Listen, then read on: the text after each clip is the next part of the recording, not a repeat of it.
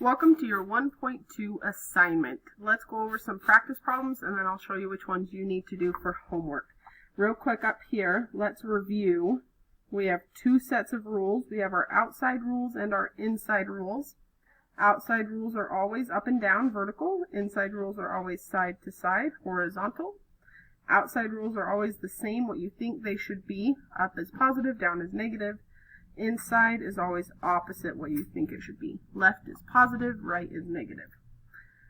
Now let's practice number one. In number one, we want to describe the transformation necessary. So we want to go from f of x to g of x. So the first thing I notice, g of x has a negative. So let's start there. This negative, I know that negatives are always reflections. So I know it's a reflection. The only question is across which axis. To know which one, I look at this negative. It is on the outside. So that tells me outside is always vertical, up or down. So if I'm reflecting up or down, I'm going across the x-axis. Next thing I notice is they've added this 1/3 in there. So I've got another thing that I need to look at. If I'm multiplying a 1/3, I know that means this is a dilation. And I left a space in front of that on purpose. Because I need to know, is this a horizontal or a vertical dilation? Well, that 1/3 is inside your parentheses. So that means it's going to be horizontal. Then I need to know, is this a stretch or a squeeze? Well, inside is always opposite what I think it is. Normally 1/3 would be a stretch, flattening it out. But because it's inside, it's an opposite, so it's going to be a squeeze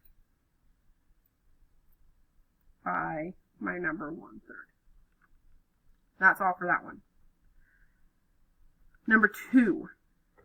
This one also has two things. We have a negative, and then we have a -2. So I want you to pause this video, list out what you think these two things would be doing, and then I'll come back. You can push play, and I'll have the answers for you. Okay, how'd you do? That negative is a reflection across the x-axis because it's outside. That -2 I know is a translation because translations are always adding or subtracting. It's inside. It's inside my parentheses. So that means I'm going to go left or right, and it's opposite what I think it should. So this is minus will actually move right too. Okay, number 3 is homework. I'll let you try that one. Let's try number 5.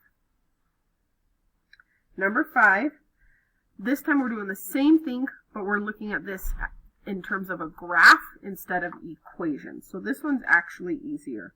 This one is also going to have 2 steps.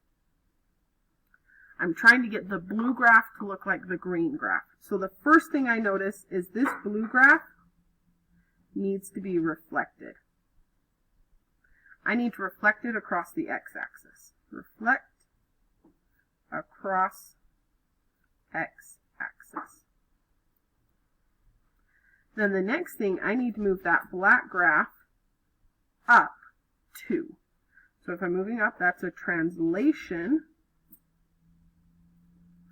up 2. And then that gets me to my green graph. So I'm done. That's it.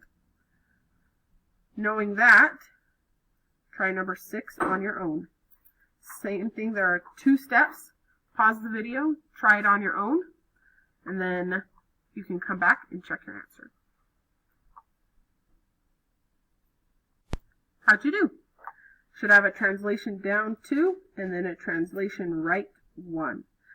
One thing I forgot to mention with number 5, these 2 steps, you are welcome to have them flipped. On either of them, it's still right. So if I did translate right 1 and then down 2, that's also fine. Or on number 5, if I did translation up 2 and then reflected, also fine. Number 7 is homework. Don't worry about number 8. Now let's look at 9 and 10. We are going to do number 10 as a class. Number 9 is homework. So number 10, I want you to start by listing the transformations just like we just did. But this one actually has 3 transformations. Pause the video, see if you can at least get 2 of them. Okay, hopefully you at least got these 2. We have a translation left 1 and then reflection across the x-axis. But that will only get you to there. That third one is we have a dilation. And actually, once again, I'm going to write my dilation out here on purpose because I need to specify if it's a horizontal or a vertical dilation. So if I look at this black graph compared to the green graph, does it look like I stretched this graph up and down or side to side? And if you look, it looks like this graph got stretched up and down. So this is a vertical dilation.